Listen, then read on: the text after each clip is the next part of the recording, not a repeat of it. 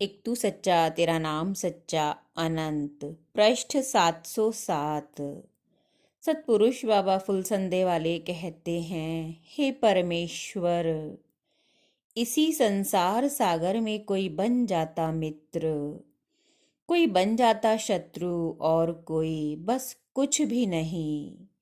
जियो या मरो उन्हें किसी से कुछ भी नहीं। हे परमेश्वर, संसार के बंधनों में पड़ा मन तुझे नहीं जानता। हे स्वर्ग के पुत्रों, आवागमन और 84 लाख जून का द्वंद्व है। ऋषिगण मोक्ष का साधन करते हैं।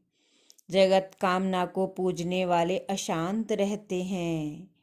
ज्ञान और अज्ञान, धूप छाँव, दिन रात की तरह साथ साथ ही निवास करते हैं।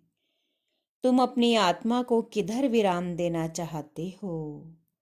अंधकार में या प्रकाश में, विष में या अमृत में, अमृत ब्रह्म में या नाशवान जगत में? अनंत आकाश से ईश्वर स्तुति के मंत्र मृत्युलोक में आते हैं। वे मंत्र जिन्हें देवता नक्षत्रों की झमाझम में गुनगुनाते हैं।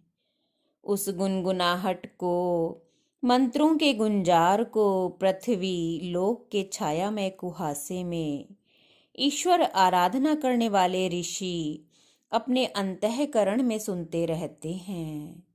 जिनके कान संसार के शोर से अट गए हैं, वे कैसे उस ईश्वरीय संगीत को सुने? आओ, तुम मेरे साथ इस ईश्वरीय गीत को गाओ, जिस गीत को 33 करोड़ देवता, सिद्ध, ऋषि, मुनि और पितरगण गाते विचरते हैं। हे ऋषियों, ब्रह्म उपासना सुदृढ़ प्रकाशित दुर्ग है। इसमें अच्छी तरह से घुसो, जैसे कि प्राचीन ऋषि इसमें स्थित हुए हैं। इसमें निवास करने वाली पुण्य आत्मा ही दुर्गा के नाम से प्रसिद्ध है। सारी इच्छाएं किसकी पूरी हुई हैं?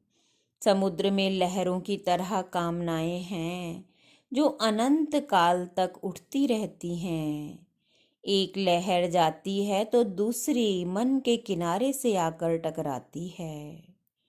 समुद्र से घिरी पृथ्वी का कोई एक छत्र राज्य पा लेवे तो वह स्वर्ग के राज्य की कामना करने लगता है। पाप और पुण्य, इन दोनों से जीवात्मा बंधा रहता है।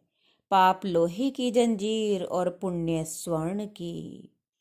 जिस जंजीर को पकड़ के जीवात्मा परमेश्वर की तरफ को जाता है, अपने शरीर से निकलकर स्वयं को तथा जगत को देखो।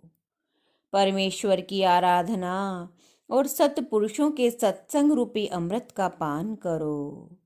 बस तुम धन्य हो जाओगे, शांत हो जाओगे, मुक्त आत्मा हो जाओगे। दूसरों के दुखों को दूर करना, दूसरों की प्रसन्नता और प्रेम प्रदान करना, यह धर्म है। दूसरों को दुखित करना, संतापित करना, यह अधर्म है।